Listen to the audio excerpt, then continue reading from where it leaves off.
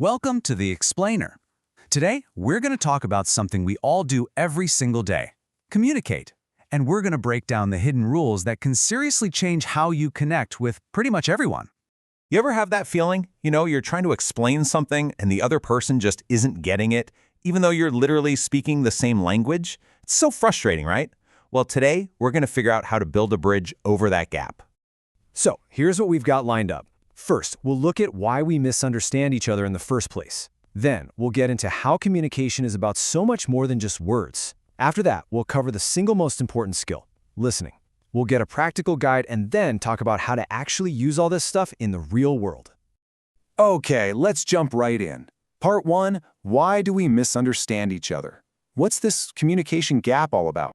A big misunderstanding usually doesn't just pop up out of nowhere. It's often a bunch of little things. Maybe we just don't get where the other person is coming from. Maybe there's some jealousy, or we just haven't been talking enough. Or, someone breaks a promise. At the end of the day, we're all different. And if we don't pay attention, these things can build up and create a huge gap between us.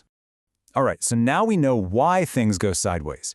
But to actually fix our communication, we need to understand how it really works. And spoiler alert, it is not just about the words coming out of your mouth. Okay, so think of communication as having two main channels. On one side, you've got verbal communication. That's the actual words you say, the content. And super important, it's also about listening. Then you have the other side, nonverbal communication. And this is basically, it's everything else. This is where a lot of the magic and the trouble really happens. So, what is nonverbal communication? It's all the ways we send messages without saying a single word. It's the look on your face, how you're standing or sitting, your body language. It's the gestures you make with your hands, and even the tone of your voice. We're sending these signals all the time, a lot of times without even realizing it. And this is why nonverbal stuff is so incredibly powerful. It's often where the real story is. I mean, you can say, oh yeah, I'm fine, but if your jaw is clenched and your shoulders are up by your ears, your body is telling a completely different and frankly a more honest story. Okay, and here's a really important thing to remember.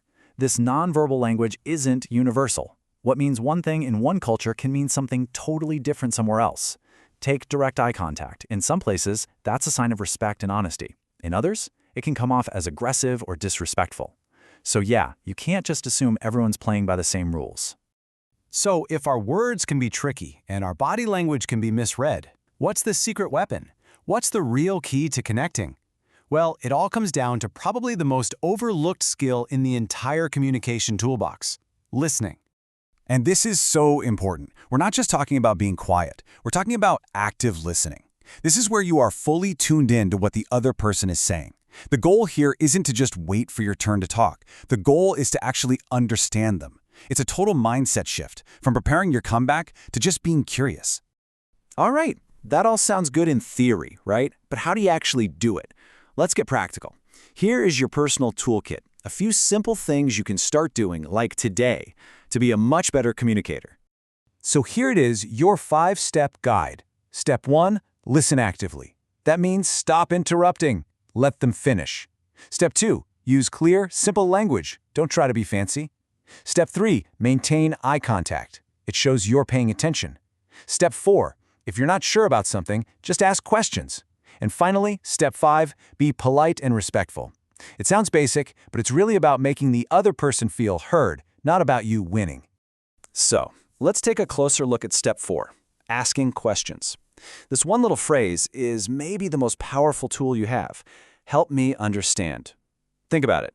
It's not defensive, it's not an attack, it's an invitation.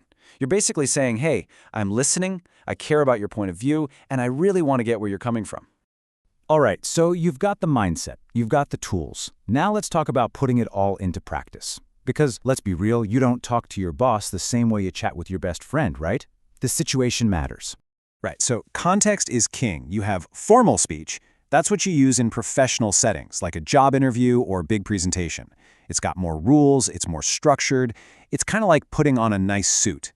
Then you've got informal speech. That's for when you're just hanging out with friends and family. It's relaxed, it's casual, it's your comfy jeans and t-shirt. And that really brings it all together. Being a great communicator isn't about being perfect at just one thing. It's like conducting an orchestra. It's about getting all the pieces to work together in harmony. Your words, your body language, your listening, and your ability to pick the right style for the right audience.